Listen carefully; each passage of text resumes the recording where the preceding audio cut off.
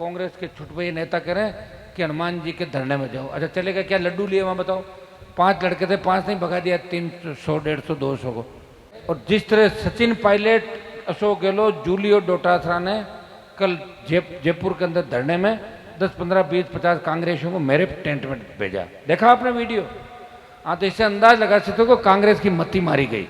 एक तरफ तो राहुल गांधी तो मुझे फोन करा कि मेरे घर पे खाने पे आओ और हमारे साथ मदद करो। अरे कांग्रेस के छुटभई नेता कह रहे हैं कि हनुमान जी के धरने में जाओ। अच्छा चलेगा क्या? लड्डू लिए वहां बताओ? 5 लड़के थे, 5 नहीं भगा दिया, 300 150 200 को। और अगर वहां बड़ी संख्या होती तब क्या होता? तो कांग्रेस को एलर्जी है आरएलपी से, होनी चाहिए कांग्रेस की लड़ाई बीजेपी से। बीजेपी को किससे लड़ना चाहिए? कांग्रेस से। जेल में किनको डालना चाहिए?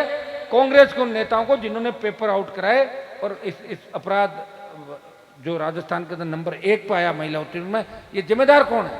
कांग्रेस बीजेपी की सरकार थी लंबे समय से, 80 से। कि प्रदेश में जो मिलाजुली का खेल चल रहा है, किस तरह एसआई भर्ती के अंदर घपला हुआ, घोटाला हुआ, हमारे बच्चे सड़कों पे आए।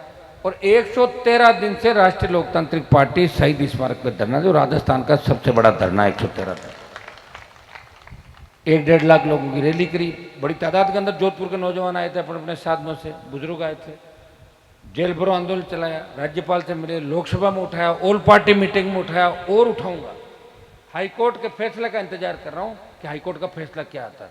अगर खिलाफ आया दिल्ली कूच करेंगे, पक्ष में आया तो जीत हो जाएगी हमारी, उसका भी देखेंगे कैसा रहता है कैसा नहीं। लेकिन मैं राजस्थान के नौजवानों को और किसानों को धन्यवाद दूंगा इस बात के लिए कि खींवसर की हार के बाद आप लोगों ने तय कर लिया कि हनुमान जी ने अपना पूरा जीवन इस राजस्थान के लिए दिया और हम उनको एक सीट भी नहीं दे सकते। ये गुस्सा आपकी आंखों के अंदर, मैं नौजवानों की आंखों में देख रहा हूँ, लेकिन ये याद रखना कि 3 साल तक गुस्सा रहना चाहिए। ऐसा नहीं भजनलाल जी ने कोई फ्री ट्यूबलाइट बांट दी, कोई बल्लभ, कोई लाइब्रेरी खोल दी भजनलाल जी। वैसे भजनलाल जी को तो सीरियस नहीं लेता है मुझे पता है, और उनको बीजेपी पार्टी खुद ही सीरियस नहीं ले रही। भजनलाल जी कहाँ ले रही सीरियस बताओ? बार बार डांट खाते हैं, दिल्ली जाते हैं और डांट के भगा दिया जाता दिल्ली से। लेकिन अब दिक्कत यह है कि मुख्यमंत्री बनने वाले 25-30 है, मत्तीराम को 12 जो चले गए हैं, अब बना दिया, चूक हो गई, हटा दे तो 25 मुकुट ने बेंद बनाओ, बताओ? अभी दिक्कत है, लेकिन हटना तय है, क्योंकि राजस्थान भी नहीं चाहता कि भजनलाल जी लंबे समय तक उसके ऊपर रहे।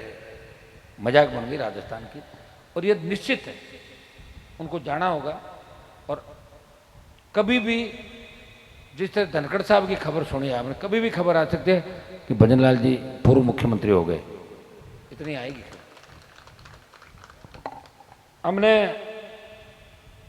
प्रयास किया इस राजस्थान में लंबे समय से।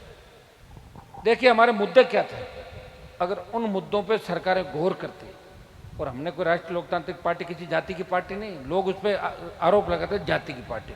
कितने लोग लड़ते हैं मेरी पार्टी से दूसरी जातियों के, वोट भी लेते हैं, उनमें 5% मेरे पास बचते हैं और 95% भाग जाते हैं मुझे छोड़ के। तो मैं क्या करूं?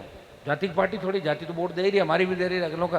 देखिए जीतता चुनाव जब है व्यक्ति, जब उसकी जाति वोट दे, हमारी जाति वोट दे, SC ST OBC मुस्लिम, कुछ ऐसा नारा राजस्थान में चले, इस राजस्थान को बदलने का नारा चले, इस व्यवस्था परिवर्तन करने का नारा चले।